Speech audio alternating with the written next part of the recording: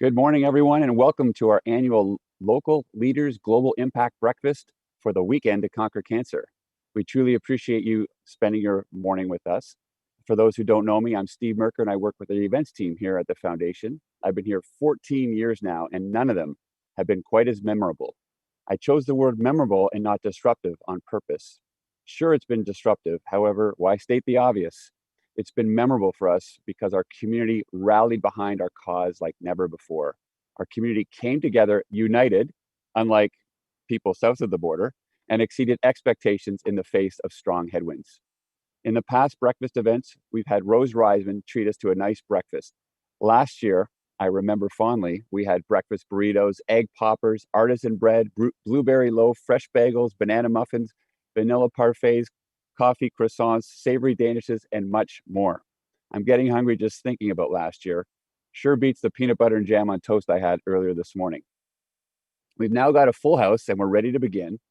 Before we go any further, though, I wanted to give a little housekeeping update on our Path to Perks swag items.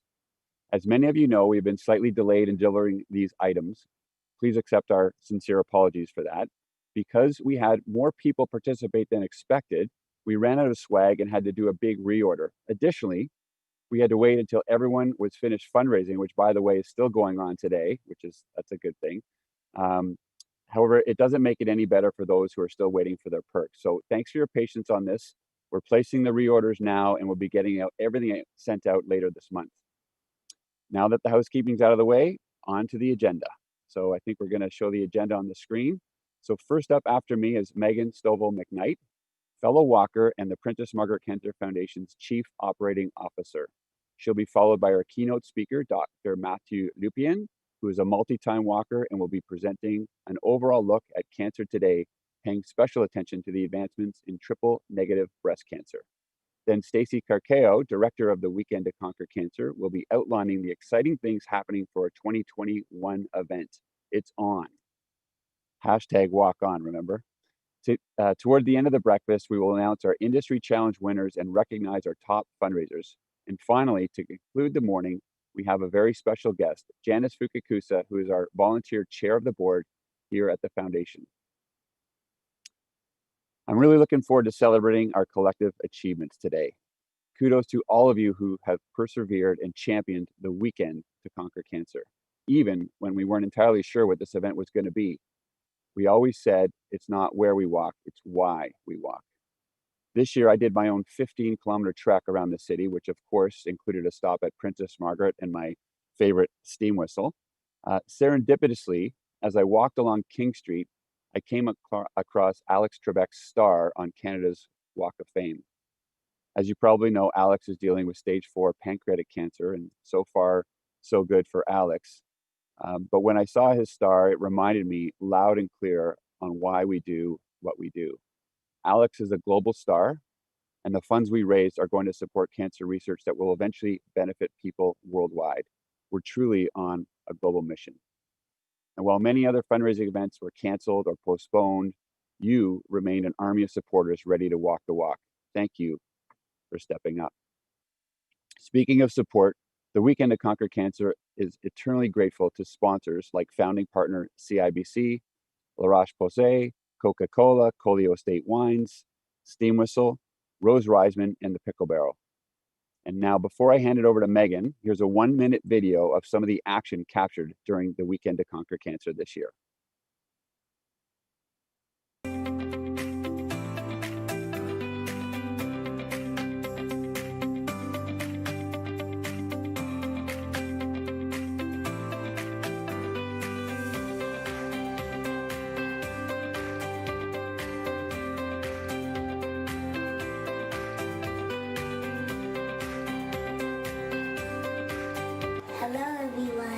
Hello, and we are representing Team CIBC.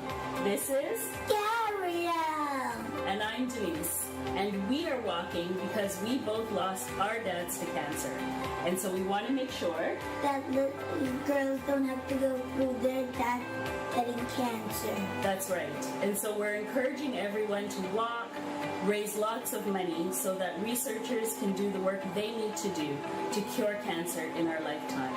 Together, We are one for change.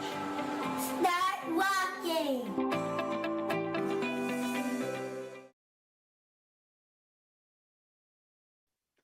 Well, that brings back memories of another extraordinary weekend to conquer cancer. Good morning, everyone. My name is Megan Stovall-McKnight, and I'm the Chief Operating Officer for the Princess Margaret Cancer Foundation. Thank you so much for being with us so early this morning. Over the past 18 years, our incredible community of walkers has raised over $177.8 million in support of world-leading cancer research at the Princess Margaret. Now, this year, some things had to be different. COVID-19 has disrupted many things in our world: how we fundraise, how we work as a community, and even where we could walk. But one thing that has not changed is the unwavering commitment of our community of walkers to conquer cancer in our lifetime. It was because of you that our virtual event became a reality. It was because of you that we had walkers all across the GTA, walkers in 7 provinces across Canada, from BC to Nova Scotia, and even in 5 states in the United States, so that we could still raise funds to sustain world-leading cancer research at the Princess Margaret. Cancer did not stop because of COVID, and neither did you. So we thank you from the bottom of our hearts. For over 50 years, we have been creating the future of cancer care at the Princess Margaret Cancer Centre. From the pioneering work of Doctors Till and McCullough in the 1960s, when they discovered the blood-forming stem cell, to operating North America's largest clinical trials program, we commit to always being at the forefront of transformational progress, setting first-in-class standards to benefit patients at the Princess Margaret, across Canada, and around the world. Now, there are many reasons why the Princess Margaret Cancer Centre has achieved its world-class standing: the size and scope of our research and patient care programs, the role we play in educating and training cancer leaders from around the world, our breadth of international partnerships. All of these factors have helped us become one of the top 5 cancer research centers in the world. But we could not do any of this without the vital funds raised by our community of supporters. Simply put, it is you who are the difference makers. And this unique position in the global network of cancer research allows us to recruit exceptional scientists from all around the world to conduct their work at the Princess Margaret. One of these stars is Dr. Mathieu Lupien. Dr. Lupien is a senior scientist at the Princess Margaret Cancer Centre and an associate professor at the University of Toronto. He earned his PhD at McGill University in 2005, after which he pursued postdoctoral training in Harvard in medical oncology at the Dana-Farber Cancer Institute at Harvard Medical School as an Era of Hope Fellow. Dr. Lupien is a world-renowned cancer scientist. His research program focuses on breaking the code of cancer by finding epigenetic determinants of cancer. The goal is then to match these determinants to tailored therapies and deliver precision medicine. Among other honors, Dr. Lupien is a recipient of the Canadian Cancer Society Bernard and Francine Dorval Award for Excellence, the Rising Star in Prostate Cancer Research Award from Movember, and he is a 2-time recipient of the Till and McCullough Discovery of the Year Award. Please join me in welcoming Dr. Lupien to this virtual breakfast event. Welcome, Mathieu. Thank you very much. Thank you very much for the invitation, and thank you for everyone to attend this morning to this session. It's a real pleasure to be here. And what I have for you is a set of certain slides to present that will showcase the work that we've accomplished, and as well highlight how we fit within an ecosystem of research that is built around both academic centers as well as private sector. So I presume that you now see a nice picture of myself. While we're all right now working from home, for the most part, there's still actions taking place within the lab.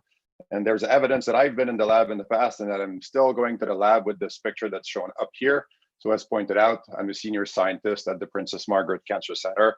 I've been here since 2012. And so what I'd like to do today is specifically cover a few topics. First, show you or educate you on a perspective of what the cancer research ecosystem is all about, and then delve into the details of the future of cancer care, specifically providing a perspective that relates to the work we've been doing in breast cancer. Now, why do we need cancer research? I think that the numbers speak for themselves. We know that about 1 in 2 men and 1 in 3 women will be diagnosed with cancer in their lifetime. And so what that implies is that for each and every single one of us, cancer is personal. It's either that we will be or have been diagnosed with cancer, or that a loved one will be diagnosed with cancer. And so what we want to make sure of is that whenever a diagnosis comes in, it's no longer perceived as a death sentence, but rather perceived as an indication of a chronic disease that we can manage. And so with that in mind, what we need is research. And when we talk about research, we often talk about a lot of things. There's actually 4 different types of research that can take place. And these are here portrayed along a tree, which more or less reflects the nature of each of the different types of research as they fit into nourishing a tree to make a tree ideal and make a tree very flourishing. And so the first type of research that is at the bottom, at the root of all of research, is called basic research. That's the type of research that's focusing on discovering the fundamentals of life, the fundamentals of diseases as well. This is often where work leading to Nobel Prizes originates from. The second type of research is known as translational research, which is here portrayed as the trunk and the branches of the tree. Translational research is when we assess the value of basic discoveries for clinical impact. And so this is typically where we'll be working in the labs, such as the ones at the Princess Margaret, working on model organisms, working, for instance, in tumors that are growing on a petri dish. The third type of cancer research that is of relevance is referred to as clinical research. And this is when we're testing in patients the value of translational discoveries. You've heard about clinical research abundantly in the last few months with regards to COVID, as there's been phase 1, phase 2, and phase 3 type of trials testing new vaccines, for instance. That falls within the realm of clinical research, and that's been empowered and made possible because prior years had been invested in basic research and translational research, for instance, to better understand the onset of disease and be able to translate this discovery into a clinical setting. The fourth type of research is known as population research. And this is when we study the cause, the pattern, and the effects of health and disease. So for instance, through populations research in the past, we had discovered that smoking was related to an increased risk of developing lung cancer. Similarly, we had discovered that sun exposure was related to an increased risk of developing skin cancer. And so these are the 4 different types of research that are central to a research endeavor. And of course, funding basic research and translational research is fundamental to ensuring the growth of that research tree, because again, that's coming from the root going up to the trunk before it reaches the clinical research space, which is more or less the fruits and the leaves that come out of that tree. What are the players that establish this ecosystem of research? Well, of course, there's places like the Princess Margaret Cancer Centers, these research institutes, these cancer centers, which we're fortunate to be amongst the top 5 in the world, right, as leaders in research and care. We also have these biotechs and private companies, biotechs and pharma, that are leaders in drug discoveries. And this ecosystem works together because they have fundamental differences in their operational system and in their organization system as well. So for instance, cancer centers like the Princess Margaret's are heavily focused towards making discoveries in an open access format, so as to make sure that the world is aware of every single detail that went into making that discovery, such that we can be assessed for robustness and reproducibility of our discovery. And at the same time, because we're not a for-profit organization, we can invest massively in basic and translational research to fuel clinical and population research. And that's really an aspect that makes us unique in this ecosystem landscape. But at the same time, we benefit from the strong commitment towards drug development and the likes from the pharma and the biotech companies, which can then fuel heavily, significantly clinical trials as well. This ecosystem has worked very effectively over the last decades. This figure specifically showcases the improvement in the overall survival, 5-year survival in cancer patients. Now, there's a number of different types of cancers that are portrayed in this figure, but I'll draw your attention to the first arrow, which is looking at the advancement in survival, 5-year survival for all cancer types. In the 70s, it used to be around 50%, which corresponds to that pink dot. Now in the mid-2010s or so, it's roughly around 67%. And so there's been a significant improvement in the cancer survival rates over the last decades. And this has been made possible because of research, because of the strong investment of research. We've improved our ability to early detect, we've improved our approaches for prevention, and we've improved our therapeutic methodologies as well. We're fortunate here at the Princess Margaret to lie within an amazing ecosystem. There's a reason we're amongst the top 5 cancer centers in the world. And this draws in good part from the tight relationship and collaborations that there is between the clinical teams and the research team. The fact that our hospital is just a 5-minute walk from a research tower makes it such that it's extraordinarily convenient for clinicians and scientists to meet on a regular basis and exchange ideas. This ensures that researchers are fully aware of the needs that are important for patients as they're brought up by the clinicians, and vice versa. Clinicians are fully aware of what's coming from the discovery side in terms of changing care procedures, changing new treatment, okay? And so Princess Margaret is a phenomenal environment that to work into, where it allows for that transition, an accelerated transition of all basic and translational discoveries into a clinical setting. Now, my perspective about the future of care as it relates to breast cancer definitely is fundamentally rooted in the concept of precision cancer medicine. This concept of precision cancer medicine applies to a number of different aspects. It applies to disease monitoring, it applies to prevention, but in my specific line of work, it applies to treatment. And what I think about when I consider precision cancer medicine as it relates to treatment is this notion of wanting to move away from this one-size-fits-all type of strategy. So this is a strategy that has been in place in the past where patients that would develop a certain form of cancer, for instance, let's take breast cancer as an example, would come in and they would be provided one therapy. And in this case, one blue pill. What happens under such a situation is that the treatment only works in a small subset of individuals. So the blue individuals would respond to the blue pill and you would see a positive effect in terms of survival, for instance. But a number of individuals would have no benefit from that treatment or even potentially have a disease that would worsen. And so we want to move away from that one-size-fits-all model. We want to move into precision medicine, which is this concept of being able to look at patients and analyze their tumor in great depth, allowing us to assign them to different groups that are truly similar to each other and paired with a given drug that works for them. And so, for instance, in this given example, individuals that would come in with a blue type tumor would be given a blue pill and the effect would be positive. Individuals that have an orange type tumor would be given an orange pill, and then the treatment would allow for a positive effect, improve survival, and so on and so forth.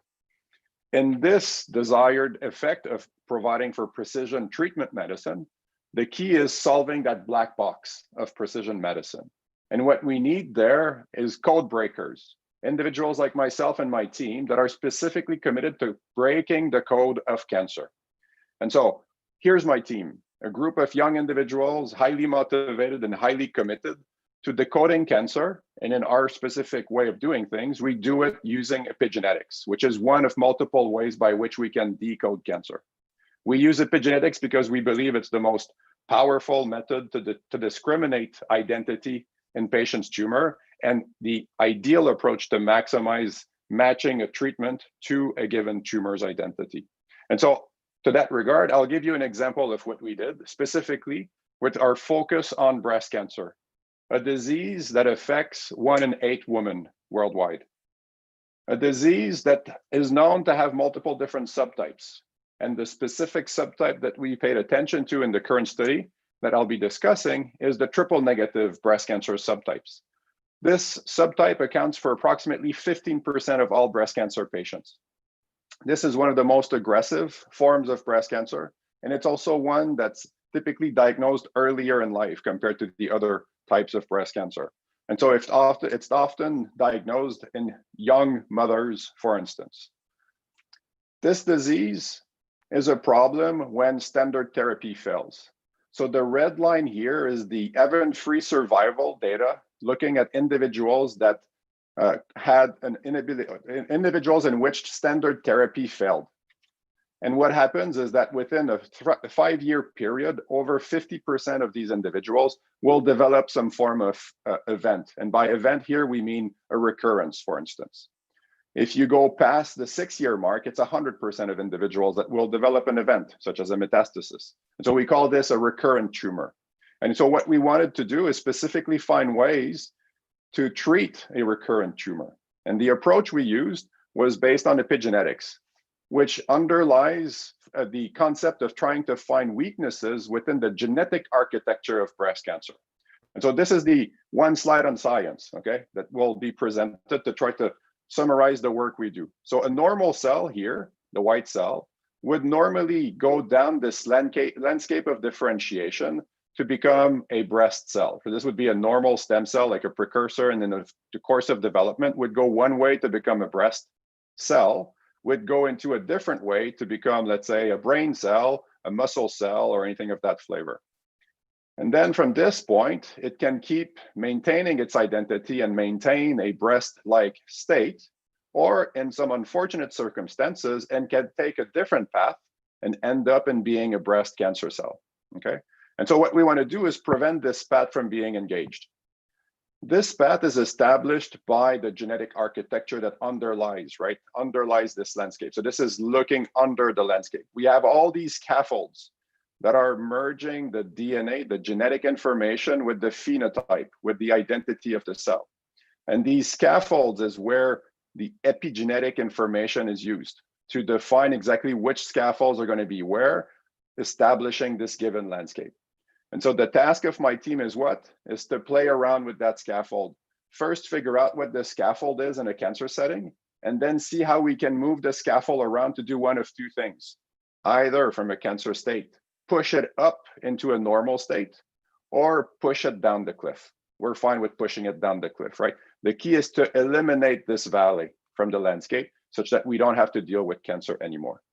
And in so doing, we've been fortunate enough to make a discovery in the recent years that showcased that we could use epigenetic therapy, so a therapy that would move around those scaffolds to effectively offer a treatment opportunity for patients that would fail standard therapy. So triple negative breast cancer patients that would fail chemotherapy would have an opportunity to see their tumor stop growing or shrink using epigenetic therapy. Now, this discovery was done in a preclinical setting and needs to be validated in a clinical setting.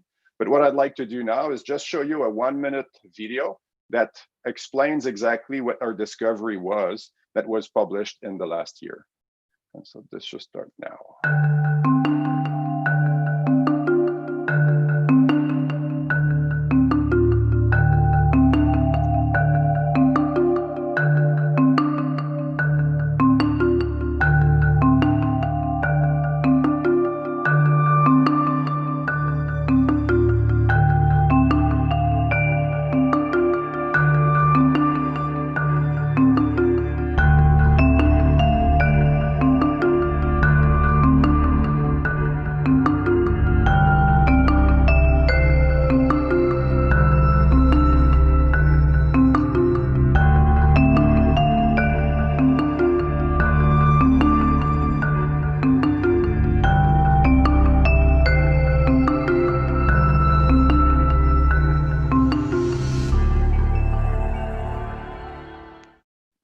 Excellent. All right.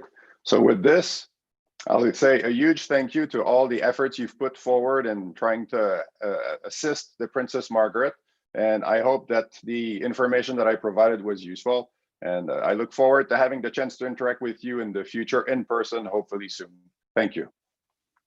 Thank you, Dr. Lupien, for attending this virtual breakfast and giving us this incredible presentation about the work that you're doing. Thank you for all that you're doing to help cancer patients here locally at the Princess Margaret and around the globe with your discoveries.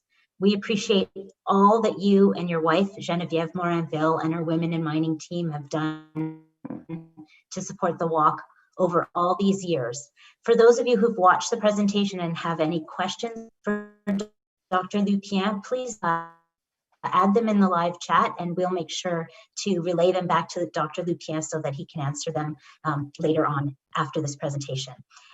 So I'm Stacey Carcao. I'm the director of the Weekend to Conquer Cancer, and it's wonderful to be here this morning with all of you. So before we announce some of the exciting developments that are happening with the Weekend to Conquer Cancer, and the 2021 event, I wanted to introduce you to people. I'm delighted to officially introduce the Weekend to Conquer Cancer's team leads, Susie Morfitt on the corporate side and David Gilchrist on the community side. Good morning. So I'm Susie. I'm so thankful to each and every one of you for joining us today. It's been a real pleasure to get to know some of you over the last year.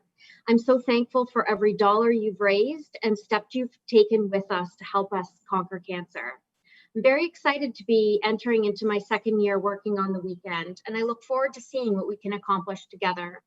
As many of you will know from the social media posts shared on Father's Day, and from the thank you email that went out after the walk, this event has become even more personal for me. I lost my father just on August 20th to cancer that started in the liver and spread. He was treated partially at Princess Margaret, and I couldn't be more thankful for the care that he received.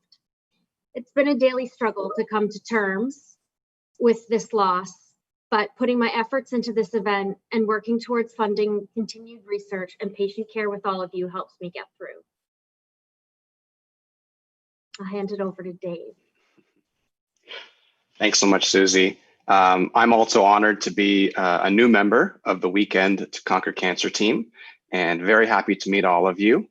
With over 10 years of organizing the Scotiabank Toronto Waterfront Marathons, as well as other half marathons, 10Ks, and 5Ks, while raising funds for over 100 different local and national charities, I'm thrilled to help bring those experiences to the weekend in 2021 and beyond. Last year, after joining the Princess Margaret Cancer Foundation, I organized the Journey to Conquer Cancer, a 5K, 3K, or 1K run or walk community event that raised $1 million for 108 different areas of cancer research. I am pleased to share with you that our Journey supporters will be joining the weekend next year to help reduce expenditures associated with running both events, and therefore enabling more funds to go directly to the cause in our effort to conquer cancer in our lifetime. Susie, Dave, and I are excited to announce that the Weekend to Conquer Cancer 2021 will span the weekend from Friday, September 10th to Sunday, September 12th. And given the COVID trend, we are planning for a virtual event again and want to empower our participants by offering the flexibility of time, place, and distance. Just as we did in 2020, there is no registration fee and no fundraising minimum.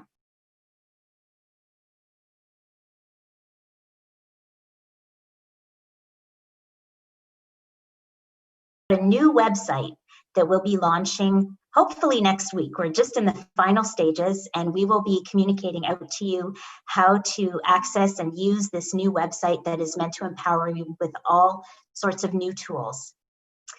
The 2021 website will be live very soon, and so everyone who registers by November 30th will receive a complimentary cooking class at Rose Reisman's Virtual Cooking School, generously donated by fellow walker and longtime sponsor Rose Reisman. Please spread the word, especially as many workplace giving campaigns will also be happening in November with the lead up to Giving Tuesday on December 1st. Now is an ideal time to register and begin your 2021 fundraising. And now it's time to announce our fundraising superstars, starting with the Industry Challenge winners. So please note, this Industry Challenge ran through the month of August and results were pulled on event day. So we know that some of the rankings and amounts have changed in the past 2 months, but these winners were determined on September the 12th. For our third place Industry Challenge winners, there are 2 columns that you'll see of winners: total raised and most per team member. Congratulations to all of our third place winners. For our second place Industry Challenge winners, we had teams competing in 8 industries: banking, financial services and insurance, hospitality, food and beverages, information, communications, media and technology, mining, energy, utilities and transportation, professional and legal public services, real estate, construction and design, retail, wholesale and manufacturing, and healthcare and pharmaceuticals. Congratulations to our second place winners. Our first place industry challenge winners are Team RBC, Fidelity Cares, Team Coca-Cola, Raise a Glass, Team TELUS, Team Kijiji, Superior Plus Steps Matter, Team McCarthy Tetro, Team Macmillan, PCM Now, and Caprit Crusaders. Congratulations to our winners. Next up, we are announcing the top fundraising community teams. In third place is the Butterfly of Hope team. This team embraced the virtual option with team members walking across the country. They raised over $23,000. And I want to give a special shout out to Barb Myers. Hopefully you're watching this morning, Barb, and who is one of the team captains. I know Papa Butterfly, Chad Sislik, is smiling from above at the legacy that you've carried on. In second place, Team Tarpon Lumber, led by David Pratt. This team came together this year to show their support for one of their colleagues, Roberta, who is a Princess Margaret patient fighting breast cancer. And we featured Roberta in our opening ceremonies in the walk this year. This team has raised over $27,000. Thank you, Team Tarpon Lumber. And in first place for our community teams is Missy's Messengers. This team walked in honor of their dear friend, Missy, who they lost in 2017, and they raised close to $30,000. Thank you, Missy's Messengers. And now on to our top fundraising corporate teams, all industries combined, and up to the minute results. Our third place corporate team is McCarthy Tetro. Once again, this small but mighty team from one of Canada's most esteemed law firms has made the podium. Thanks to Nancy Carroll for her passion and leadership. This year, they raised over $62,000. Second place corporate team is the Scotiabank Fight Club. Special thanks goes out to Judy Keeley, Scotiabank Fight Club's team captain and spearhead for the past 8 years, and Nancy York, who graciously donated to team members who met the Scotia Fundraising Challenge. They raised almost $75,000. Our first place team is Team RBC. Team RBC did an outstanding recruitment job this year, increasing their team from 50 in 2019 to over 400 participants in 2020. Kudos to Dan Woods, Francine Dijksterhouse, and the extraordinary team, including Diana Taylor English and Jen Santamaria. They have raised over $150,000. Just amazing. Congratulations. Amazing indeed, Stacy. Amazing indeed. And talking about amazing, we'd like to now congratulate our top fundraising individuals, corporate and community combined. In third place, Linda O'Connor with Missy's Messengers. Linda raised over $13,000 this year, and through her 13 years of participation has raised over $66,000. Way to go, Linda. In second place, Layla Rafi, who is tuning in with her mom, Farah, today. Both are members of Team Macmillan. Layla walks in memory of her dear friend, Dr. Mubina Jiwa, and in honor of the 7 friends and family who have fought cancer. Layla has raised almost $20,000. Way to go, Layla. And in first place and returning champion, Nancy Carroll of Team McCarthy Tetro. Nancy has raised almost $50,000, $48,575,000. Incredible. Nancy is, for the 4th year in a row, our top fundraiser and raised over $400,000 in the 8 years that she has walked. Her team at McCarthy has raised over $750,000. In 2019, I got to walk for about an hour with Team McCarthy, and what a great group they are. This year, I had the pleasure to connect with Nancy and her husband, Stephen, in front of Princess Margaret. Nancy, we are so grateful for all that you and your husband, Stephen, have done to support the Princess Margaret over these past many years. And in fact, even though it's not officially Flashback Thursday today, we went back to our video archives and found this clip of Stephen's emotive explanation for why he walks. So here's why, or here's in a nutshell, it's not where, it's why we walk. My wife got diagnosed with breast cancer, and she had phenomenal treatment. You know, when you're diagnosed, it's very scary because you don't know what it means.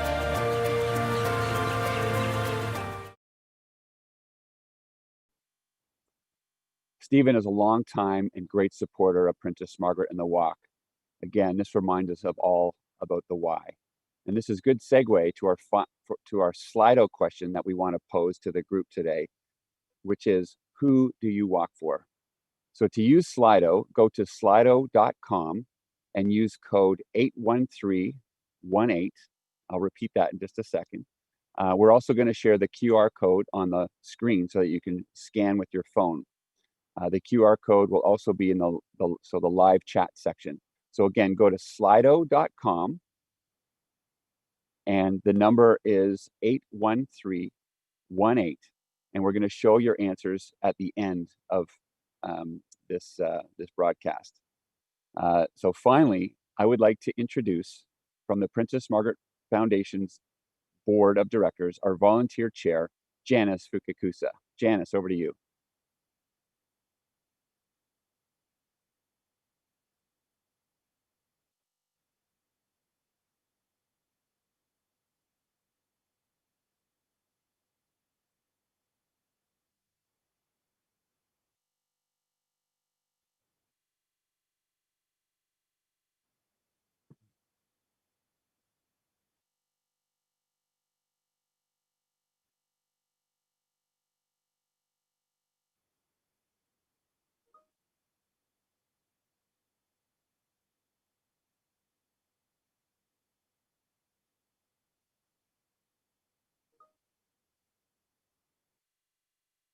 Janice, if I think you're on mute right now, Janice. I'm wondering if you could, there you go. Okay, sorry, I thought that someone else was controlling. Sorry, Steve. So thank you, Steve, and my apologies to everyone on the broadcast. And so I'll try this again to all of you.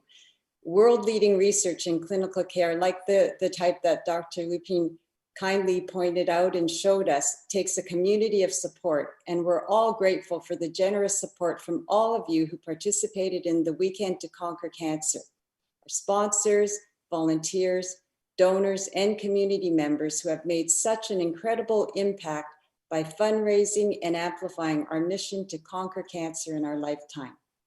On behalf of the Board of Directors, thank you for choosing to be part of this event.